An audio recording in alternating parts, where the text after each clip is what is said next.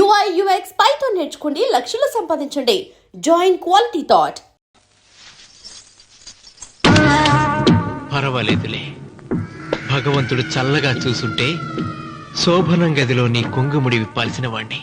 డబ్బుందని రామన్నని పెళ్లి చేసుకున్నావు కదా. భిక్షపతి, నేను నీ వదిన్ని. కళ్ళు పోతాయా? పోనీ, నిన్ను అనుభవించాక కళ్ళేమిటి? ప్రాణం పోయినా పర్వాలేదు. ఏంట్రా, ఏం చేస్తున్నావు ఇక్కడ? ఏం లేదు నాన్న, పాలేమన్నా ఉంటే ఒక బిందుడివ్వు, నేను కూడా శివలింగం మీద పోస్తాను అంటే నోర్మి అంటుంది. మూసా పోస్తాను వదినా. ఏమా, వాడేమన్నా వాగాడా?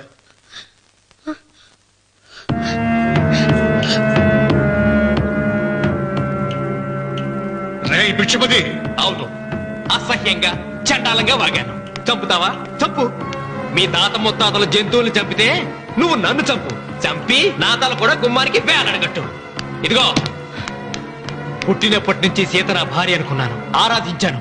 నేను తాగుబోతుని, తిరుగుబోతుని, లపూట్ వేదవునని చెప్పి ఆ సీతకు రామన్న చౌదరి గారికి దగ్గరుండి పెళ్లి జరిపించావు కదా. వాళ్ళ కాపురం కూల్చే వరకు నాకు మనశ్శాంతి ఉండదు. సీతని కట్టబెడితే పీటల మీద విషం దాకా చచ్చిపోతుందని బంగారు లాంటి రామునికిచ్చి పెళ్లి చేయించానురా. వెంటనే నీ పద్ధతి మార్చుకోకపోతే నువ్వు తినే అన్నంలో విషం కలిపి తప్పేస్తాను వెదవా. వద్దు నాన్న, వద్దు. ఈ చెప్పు దెబ్బ ఎప్పుడో కొట్టుంటే బాగుపడుండేవాడిని. నాన్న, నీ మీదొట్టు, ఇంకెప్పుడు తప్పు చెయ్యను నాన్న, తప్పు చెయ్యను. నన్ను క్షమించు నాన్న. ఏర్పాట్లన్నీ పూర్తయ్యాయా? అది ఏమైంది లోకేశ్వరరావు? 50 జంటలు నమోదు చేయించుకున్నారండి. అందులో 30 జంటలకి దానం చేయడానికి మాత్రమే మన దగ్గర భూమి మిగిలి ఉంది. మరి మిగతా 40 ఎకరాలు అంటే మన పొలమంతా? ఈవేళ బాబు గారు, ఎన్ని సంవత్సరాల నుంచి దానం చేసుకుంటూ వస్తున్నారు. కొండలైనా కరిగిపోవలసిందే కదా. మరి ఇన్నాళ్ళు నాకెందుకు చెప్పలేదు? మీరు పుణ్యకార్యం చేస్తున్నారు, మిమ్మల్ని ఇబ్బంది పెట్టడం ఎందుకని.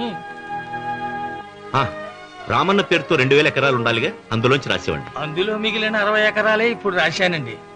ఆయన పేరు మీద గజం భూమి కూడా మిగలలేదు. రేపు శుభకార్యం ఆకూడదయ్యా. నూతన దంపతులు నా ఇంటి దగ్గర నుంచి నిరాశగా తిరిగి వెళ్ళకూడదు. నాతోరా జగన్నాథం. అన్నయ్య, నువ్వు ఈ సాయం చేస్తే నా పరువు కాపాడిన వాడి అవుతావు. 40 ఎకరాలే కాదు, నా యావదాస్తి మొత్తం నాకు ఇస్తాను, నా ప్రాణాలను ఇస్తాను. లోకేశ్వరరావు, అయ్యా కాగితాలు.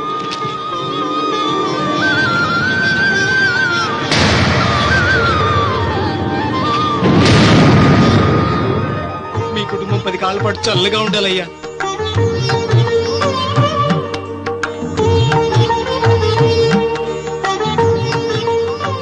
నీ పొలం వాయన దానం చేస్తాడు, పేరు తెచ్చుకుంటాడు. ఇంకా నీకే మిగులుతాది, డబ్బు లేచిపోతావు. తొందర పడకు, చూస్తావుగా. ఒరే రావుడు, ఈ భోజనాల కార్యక్రమం చూస్తుంటే నాకు తిరుపతి దేవస్థానం గుర్తుకొస్తోందిరా. నువ్వైనా చెప్పచ్చు కదా మీ నాన్నకి, ఈ దానాలకు అంతే లేదా? ఎదుటివాడికి ఇంత పెట్టడంలో ఆయన ఆత్మసంతృప్తి పొందుతున్నారు. ఆ పుణ్యమే ఆయన నిండు నూరేడు బతికిస్తుంది. నువ్వు అన్నం వచ్చి ఇదంతా నీ పుణ్యమేరా. అంత మాటలు కదయ్యా. హర హర మహదేవ్ శంభో శంకర. ఓం నమః. పెదనాన్న, ఏం బాబు? పెదనాన్న, నాన్న. ఏమిట్రా? నాన్న నోరు. ఏమిటో చెప్పరా. మా నాన్న నోరు తెరిచి నిన్ను అడగలేక నాకు దస్తావేజీలు ఇచ్చి పంపించాడు. దేనికి? మీరు మా దగ్గర తీసుకున్న పొలానికి గాను రుణపత్రం రాయించుకు రమ్మన్నాడు.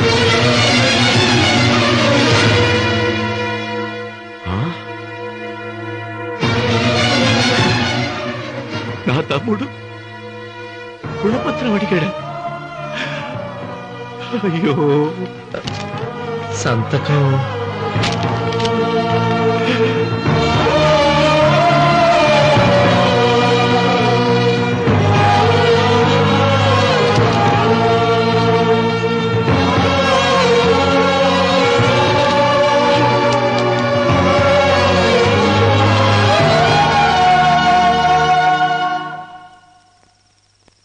ఏంట్రా తినవేంటి?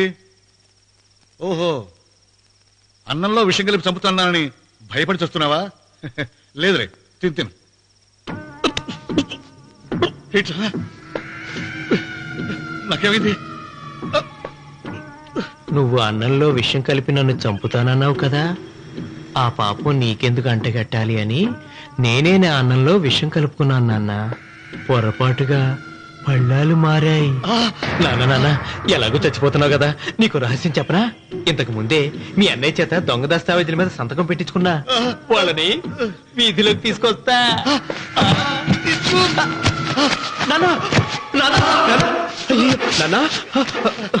ఈయనతో నీకు చెప్పాక నేను ఎందుకు బతికిస్తాను?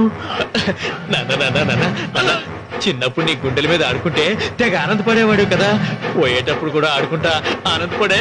చల్ చల్ గుర్రం చలాకి గుర్రం, చల్ చల్ గుర్రం చలాకి గుర్రం, చల్ చల్ గుర్రం చలాకి గుర్రం, చల్ చల్. నాన్న అయ్యో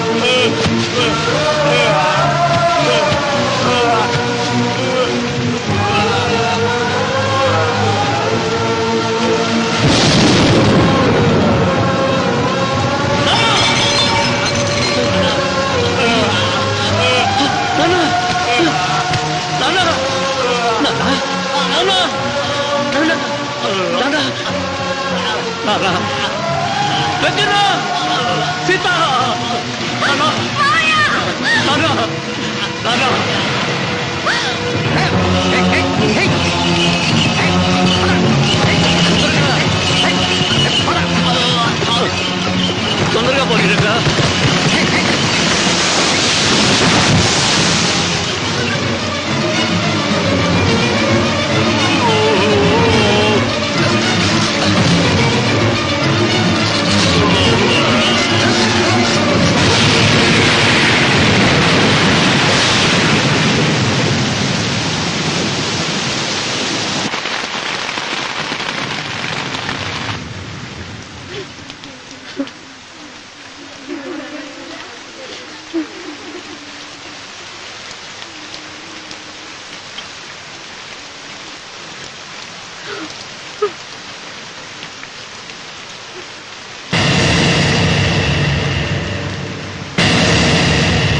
అందరికీ నమస్కారం.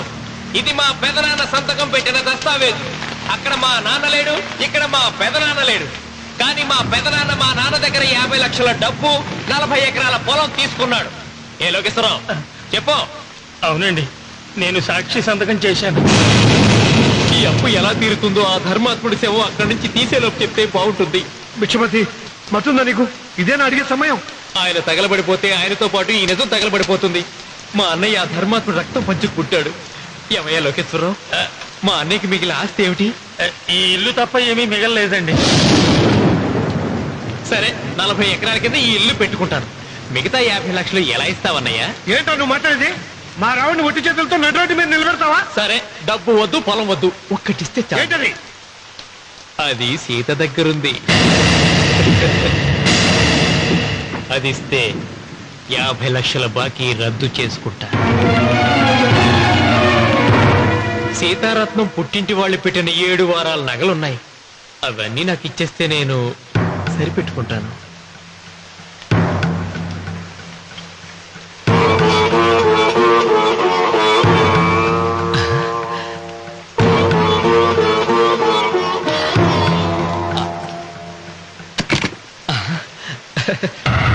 అదేమిటి, నీ మెళ్ళ ఉన్న మంగళసూత్రం బంగారం కదా, అది కూడా తీసిపెట్టు. అన్నయ్య తీసేమని చెప్పు. రేయ్, నువ్వు కట్టాల్సిన మా రావుడు కట్టాలని ఖచ్చితంగా కదా ఈ పని చేస్తున్నావు. తప్పు మాట్లాడుతున్నావు శాస్త్రి. నాకు ఆ తాళి అక్కర్లేదు, ఆ 50 లక్షలు కట్టమను. మీకందరికీ చేతులెత్తి మొక్కుతున్నారు. ఒక ఐడెంటిటీ ఐదో తనాన్ని కాపాడండి. మీకోసం తన సర్వస్వాన్ని మీకు దానం చేసి కొడుకును ఒట్టుకెళ్తూ నిలబెట్టారు మా శివరామకృష్ణ గారు. మీరందరూ ఇంటి మూలంగా లాభం పొందిన వారే. ఆ ఇల్లాను మంగళసూత్రం తీయకుండా కాపాడండి. దయచేసి మీరు కొంచెం సహాయం చేయండి. భక్తులు నీకేమైనా సిగ్గుండదా?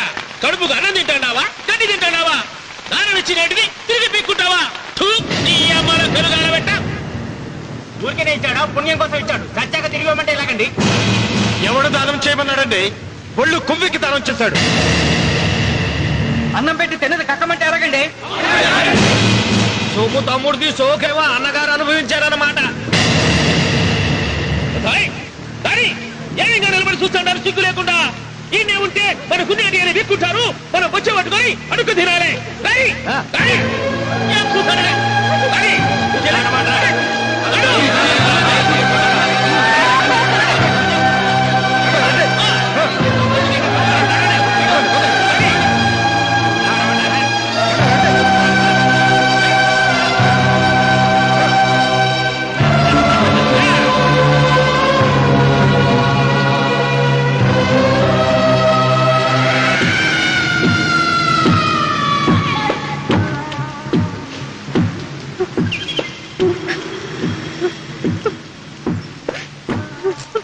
అమ్మ సీత, భిక్షపతి, మా వియ్యంకుడు బాకీ ఉన్న 50 లక్షల డబ్బు, 40 ఎకరాల పొలం నీకు నేనిస్తాను, సరేనా? సరే.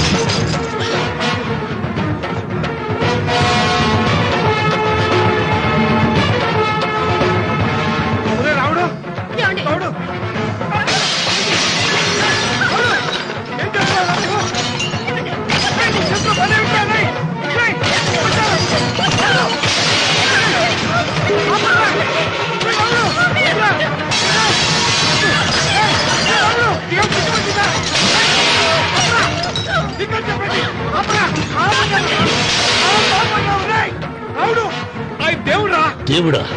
ఆయన దేవుడే అయితే 24 గంటలు శివ పూజ చేస్తూ దాన ధర్మాలు చేసిన మా నాన్నకు దిక్కులకి సౌరిస్తాడా? దేవుడి పట్ల అపచారం చేయటం మహాపాపం రా. దేవుడిని ఎన్నాడు మనం చేసుకునే ఆత్మద్రోహం. అసలు దేవుడే లేడు. దిష్టి బొమ్మలాగా నా ఇంటి ముందు ఆ శివలింగం ఉండడానికి వీల్లేదు. మీరు ఆ శివలింగం జోలికి వెళ్తే నా ప్రాణాలు తీసేసి వెళ్ళండి. నా భర్త దేవుడికి అపకారం చేయడం ఈ కళ్ళతో చూసే కంటే మీ కళ్ళ ముందే చచ్చిపోతాను. నన్ను చంపేసేయండి. నీకు ఇంటి ముందు శివలింగం దేవుడా, నాకు మాత్రం నల్లరాయి. ఈ రోజు నుంచి నేను ఈ వీధి గుమ్మం నుంచి నడవను. ఆ నల్లరాయిని కన్నెత్తి చూడను. ఆ పెరటి గుమ్మమే నాకు వీధి గుమ్మం. ఇది అంగీకరిస్తుంది. నువ్వు నమ్ముతున్న దిష్టి బొమ్మ కోసం కాదు, ఏ కోసం. లక్ష్మి వచ్చింది. ఇంకా సీతారాముడు. భిక్షపతి గారు తీసుకున్నది 40 ఎకరాలని, మిగతాదంతా కుట్ర అని, ఆ కుట్రలో నాకు భాగస్వామ్యం ఉందని రామన్న గారికి తెలిస్తే నన్ను చంపేస్తారండి.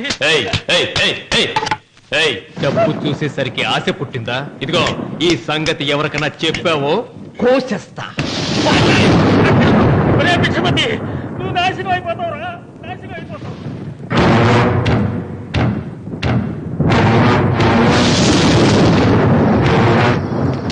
ఇంత రాత్రి పూట ఎక్కడికి వెళ్తావా నాయనా? నీకు తెలీదమ్మా, తెల్లారేలోగా ఊరుదిలి పారిపోకపోతే ఆ భిక్షపతి మనల్ని చంపేస్తాడమ్మా. తొందరగా పద, తొందరగా పద. ఊరుదిలి పారిపోతున్నావా లోకేశ్వరరావు? అది నాకంతా తెలుసు. అయ్యా అయ్యా అయ్యా, మీకు ద్రోహం చేశాను, నన్ను క్షమించండి అయ్యా. నేను క్షమిస్తా, మరి భిక్షపతి వదలొద్దు. నీకు ఉపాయం చెబుతా. అన్వర్, నీ ప్రాణాలకు భిక్షపతి మూలంగా ప్రమాదం ఉందని నీ చేతులతో నువ్వే రాసు. నేను కాపాడతాను. దాన్ని జాగ్రత్తగా మడిచి నీ జేబులో పెట్టుకో. అర్థం కాలేదా? నీ ప్రాణాలను నా చేతుల్లో పెట్టావుగా. మీ అమ్మను జాగ్రత్తగా ఇంటికి తీసుకుని వెళ్ళు. వెళ్ళు. వస్తాం బాబు. పదమ్మా, పద.